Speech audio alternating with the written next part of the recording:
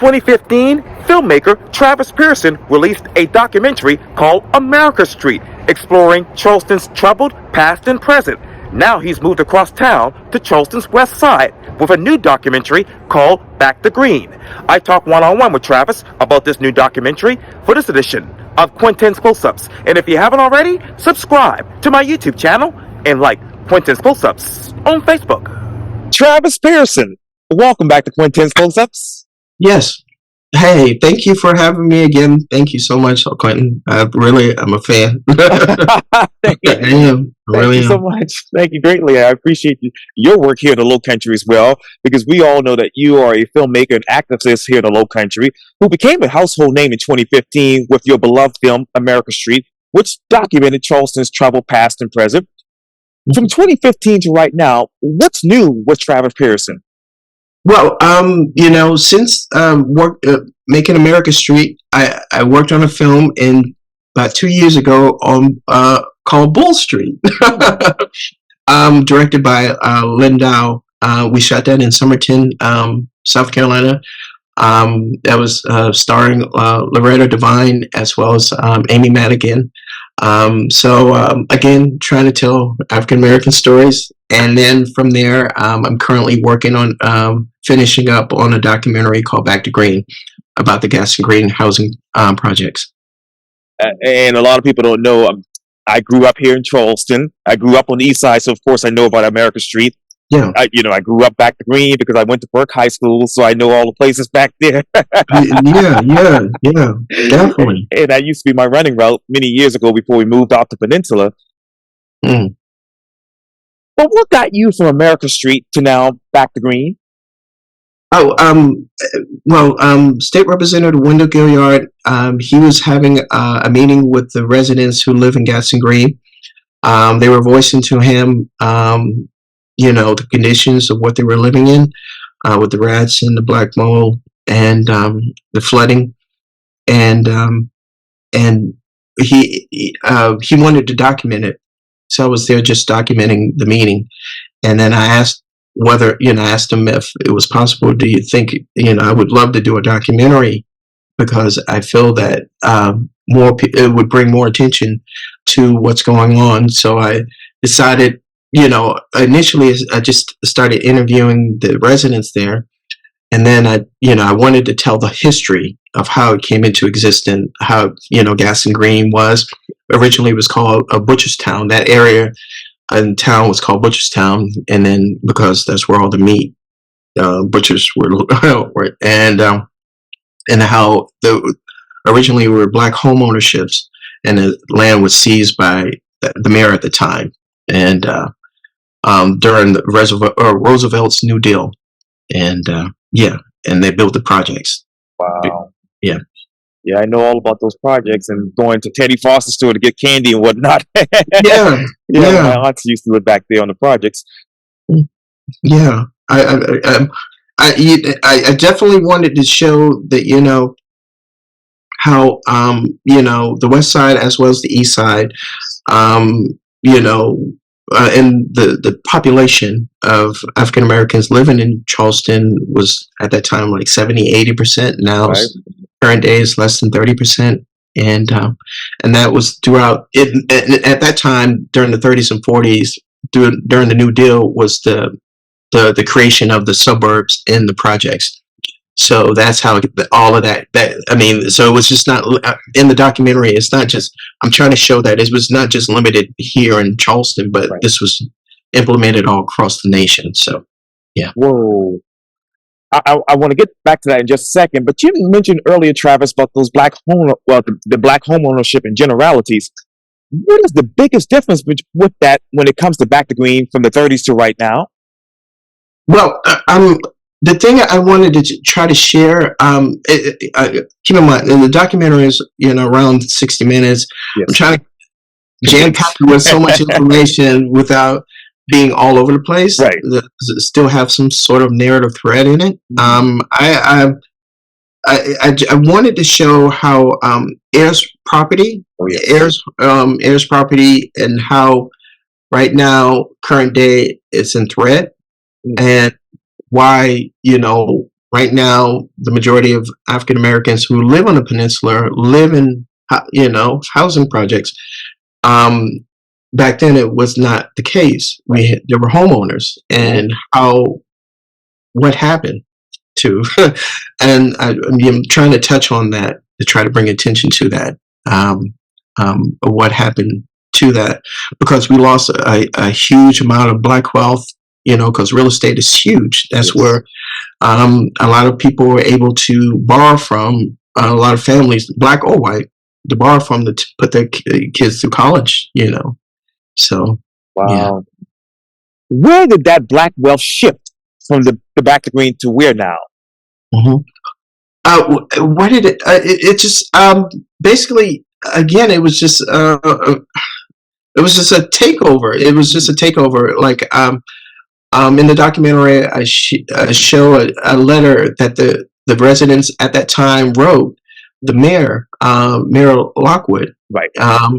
And it was like, listen, you are going, doing this is going to saddle our children with debt, and them saying something like that in in the 1930s, late 1930s, 1940s, and it literally comes into fruition. It's, I'm like, wow, it was powerful, that's it. But to answer your question, yeah, it was just a takeover. It's just like they had no recourse. They wrote, because with the New Deal, after the Great Depression, Roosevelt instituted the New Deal to try to revitalize the country. And it gave license to governors and mayors across the country to seize and take land to revitalize it, to make it pretty. And unfortunately, most of those impoverished areas that they wanted to revitalize were Black owned. So that's what happened. And going back in time, I was wondering this as you were talking, Travis, but how much land did they actually take from Black folks back to Green? Oh, that's a good question. I want people to watch it. Oh, yes, sir. Yes, sir. Yeah, but it was a substantial amount of land. That's all I would say. It was a substantial amount of land. But yeah, please, yes, sir. I would love I implore people to come and check it out. Oh, yes. And I would love for people, it's just an hour of your time to check it out. Yeah. And I hope I'm not going too far into the documentary, Travis, but we know what's going on right now as far as many people I talk to, and they basically say it's gentrification. Yeah. So what is that recourse for Back to the Green, or do you see any in the future? Yeah, that's a good question. I don't have all the answers. The only thing I feel that the only way to combat it is through, transparency and making people aware of it. Because I think once people become aware of it and understand that, hey, this is not by happenstance. This is actively happening. Sure. Happening right now, that people will be more engaged and want to do something politically, or a demonstration, or put together organizations. I wish I knew the answer. I just feel that my strength is to try to get the masses aware of it, because I think awareness is the key with anything. That's the reason why I named my company Avidya. It means ignorance, and I just think a lot of people are just ignorant. They just don't know. And once they know and see the history, and that's that's always been my mantra, and what my goal in telling these stories is to try to piece together the history, because unfortunately with African Americans, our history is so fractured, and I'm trying to piece together to remember that legacy and that narrative thread of how we got here today. Because we just dropped out of the skyline. Right, exactly right. You're absolutely right. Yeah. How much has the Back to Green's history been fractured by gentrification? Well, right now, well, we touching on how, but the West Edge is really developing that area, and in the documentary, I have the CEO of West Edge in it, and he talks about that and how that the Gaston Creek and how that all comes to play with the new development. If that water, where is all that construction, all that flooding is going to go? How that's going to impact the people, and how they're going to try to integrate. He mentions programs and stuff that they're trying to work with the community and stuff like that. We'll see how it goes. But yeah, it's just I don't know. I don't know. I'm still optimistic, but it's just I don't know. It's a good question. I really don't know. I really don't know. Yeah. In generalities, Mr. Travis, how ignorant have most of those people become have become due to in regards to trying to learn and trying to understand what heirs property is? Well, I think for the most part, a lot of people. I'm speaking specifically of African Americans. Sure. They're in survival mode. They're just worrying about making sure they have a roof over their head, and they have clothes on their back, and they have food in their belly, and their children taking care of the family.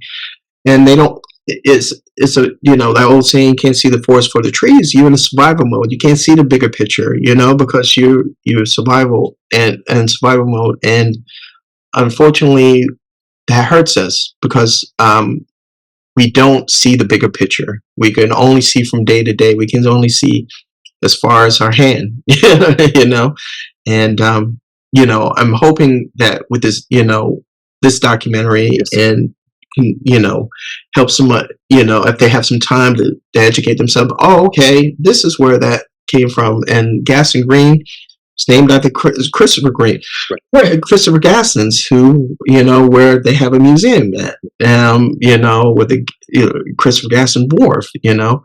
I also try to touch on that, understanding that, hey, that I'm, not to sound, but unfortunately, it's just like they like us under glass and not in real life. So, and we're hoping that we need to focus on the people like they did in New Orleans. They displaced all the people there after the war. And what made New Orleans is the people, and I'm unfortunately, Charleston is starting to change like that with the gentrification. I hope that answers your question. Yes, sir. Yes, sir. I have two questions for you. What is the bigger picture when it comes to the future of the Back to Green with the West Edge in the background, if you will? Yeah, well, I think if they right now they have a representative a person there, they appointed a representative who's going to speak for them, who's going to reach out, and hopefully with West Edge will try to work together with the people. I mean, because in that area is going to be medical, and that'd be a great place to start medically train people who are interested into the medical field, and train these people. And looking elsewhere, you have a ready-made people there, young people who are just wanting opportunity. And I think it's a great opportunity for it would help both both people, both groups, excuse me. Yes, sir. If they would take advantage of that, because I just think I just want them to I just want not just the people living there, but I want the people in Charleston to be aware of that. Like we have some great people who came out of there. I interviewed Leroy Campbell, a great artist who came out of there. Some attorney, a doctor. I mean, some great people come out of Gaston Green, Sure. and understand that people just think, I don't know what they think, but to humanize these people and understand that, hey, you got to understand these are people and they have great ideas, great dreamers, and like we focus on the immigration problem. We need to focus on the people here. Yeah.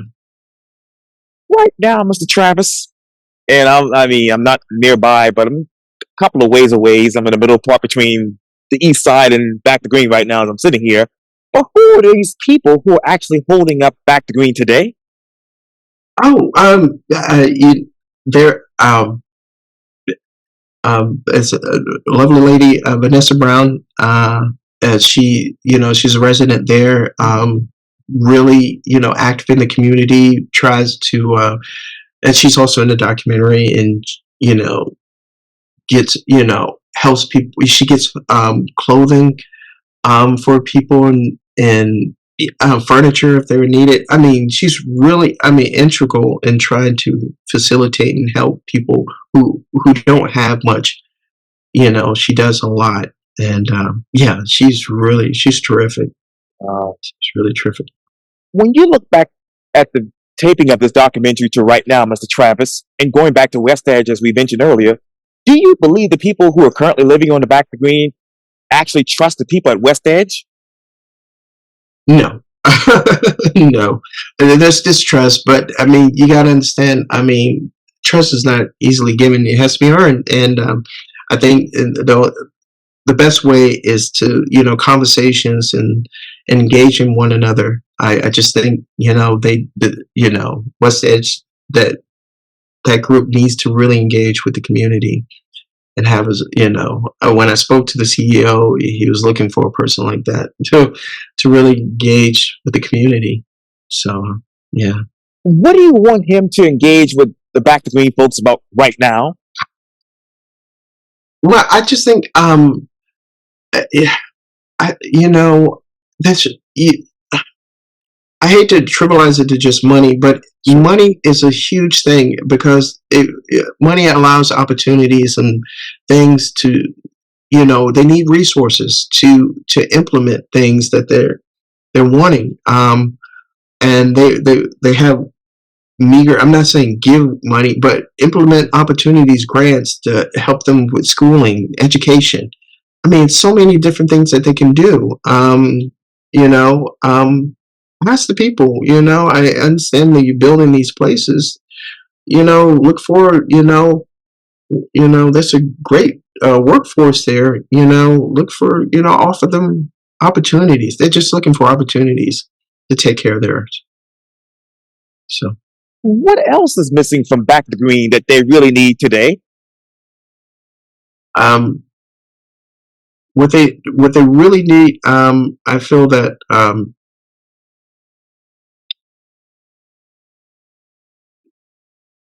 resources and definitely again, I keep going back to resources and basically education. What I mean by education, I'm talking about opportunities for the young people, not just for the young people who just need things that will better them, better themselves in the future. They're just not. They don't have access to that, and I understand that the West Edge and what they were bringing in with the business hub and excuse me, and medical. I think that sector of with the medical field is growing, and I think that again they have a ready-made workforce out there who would love to take an opportunity and learn that. Is that, like I said, I know they would love to be doctors and nurses and scientists and engineers. I mean, right there, because you have access to that stuff. So. And speaking of access, Mr. Travis, as you know, the big fish in the room right now, as you probably know from talking to people in the community and being nearby, is Burke High School. Yes. What is the future of Burke High School when you look back at that documentary to right now? Listen, that's what when I speak of resources and education, that's what I was talking about. Okay. They can implement. They have just the history of that area that used to be a graveyard and and then they built the school and the recall. I mean that I touch on that on the documentary somewhat, but I can it did time didn't permit excuse me time didn't permit me to be able to really go into it like I would love to, but yeah yeah yeah Burke High School, that what I'm saying, the resources, they can do whatever they can. They can implement classes and training hubs to teach these, teach them in the medical and engineering science, the STEM, Oh, yes, sir. all in there, so if they can focus on that and work with the community that way, I think they will have a better relationship between the two. And speaking of the two, Travis, obviously, and everyone else knows that Back to Green has had its, tragedies. But what are the Mhm. triumphs that surprised you when you documented this particular area? Well, just the wonderful people, and the great, so many great people that come out of there, Yes, sir. Yeah. um, oh my goodness, right now, forgive me, it escapes me. She wrote a book called Back to Green 2. Oh, The author, but you can, it's on Amazon. sure. You Google that. But yeah, writers, attorneys, like I said, doctors, artists. I mean, great, talented people, great people come out of football players. Yes. Awesome come out of. That's what I learned. I said, wow, I didn't know. I didn't know, and I want more people to be aware of that, and we need to start nurturing that. We need to start nurturing that. And another thing I learned is that um, it was a great, it's a great community. It's really a Yes. great community, and like any community, you have some bad apples, but I was some bad players, but at a whole, that's a beautiful community, and they love one another. They try to help out one another. Like I said, Yeah. Do you believe that these bad apples or bad players or bad actors are really hindering, the future of Back to Green? well, I think they get more attention than they necessarily need to be getting. I just think I I just feel like it's like a yeah, yeah, like that whole, with news, if it bleeds, it leads type of Right. thing. It's just like they get more attention than the people who are actually doing some wonderful things in there. Well, and unfortunately, that's that's the only image, and the only image that the majority of people get, and that's not the truth. It's a small fraction faction of a whole. The And, people. and I hate to be redundant. This is probably my second to the last question for you. But what is truly the truth about Back to Green? Mm. Um, it just again, just a wonderful community, wonderful people. I love the kids. I love Yes. watching the kids play and and enjoy themselves. Um, and they have great imaginations. I got to interview Maurice Washington, and Sure. he shared his experience, growing up in Back to Green, and Yes. how how it enriched him and his family, and how much he loved it. The thing I came away with was that it was like everyone that I spoke to, apart from the horrific conditions that they've been in, they still love the community. They just feel they don't want to leave. They just need these Mm. things fixed, and that's the key. They don't want to leave. They just want those problems fixed so they can continue living there. What are those other things that need to be fixed that will allow these people to stay Back to Green? Well, that again, the rat infection, Mm. um, infants, Haitian, but that comes from the flooding. The flooding is what's causing the rats, I believe, and of course, you know, maintenance, just constant maintenance on the property. So, you know, to the electric issues that they were having, the black mold and all that stuff.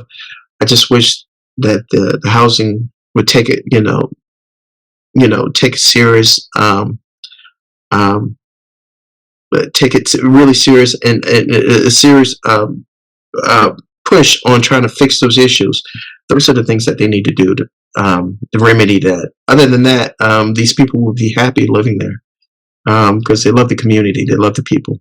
They really do. They really do. And Mr. Travis, if you could go back to to when you started the documentary to now, and when you look in your crystal ball again, what is somebody that you wish you could have interviewed for this documentary? That's a good question. That is a really good question. Who would I would like to interview? I didn't get the interview. I don't want to say his name, but it was a football player because I don't want to feel like I put him on.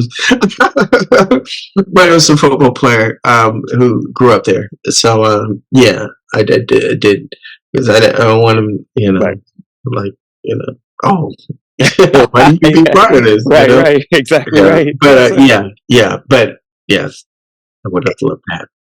And you mentioned flooding, you mentioned maintenance and things like that, and some of those things happen on America Street on the east side of Charleston. So when you look at Back to Green, what is the similarities between America Street and Back to Green? Well, again, the thing I'm trying to, I try to speak on this documentary that it was not what's happening in Back to Green. It happened across the country, and it started from the 1930s to current day. It's not by happenstance. It was not by accident. It was a deliberate, the whole redlining and all that stuff that you probably heard about, that really affected, and you see it in real time of, and communities like America Street and Back to Green were affected by that. These people weren't able to buy homes wherever they felt like buying homes or relocate wherever you understand. They were trapped, for the most part, because you weren't allowed. There was only certain areas that you were able to live, and that made a huge impact on your outcome, and unfortunately it's living up to today, in 2024. I wish I had more time, but Zoom is not letting me do that. But how can people be able to watch your documentary when it comes out? Well, we're in the final phases right now. Hopefully, knock on wood, by the end of this month or the beginning of March, we'll be airing the screening days. It's going to be at the Terrace Theater. We do know that what days. You can find out. You can go to our Facebook page, Back to Green documentary. That information will be there. If you with the screening dates and stuff like that. Wow, that's really, really amazing. Well, filmmaker and activist Travis Pearson, thank you so much for your time, and again, welcome back to Quintin's Close-Ups. Oh, thank you again, Quintin. Thank you for having me. I really appreciate it. Oh, you're welcome. Anytime.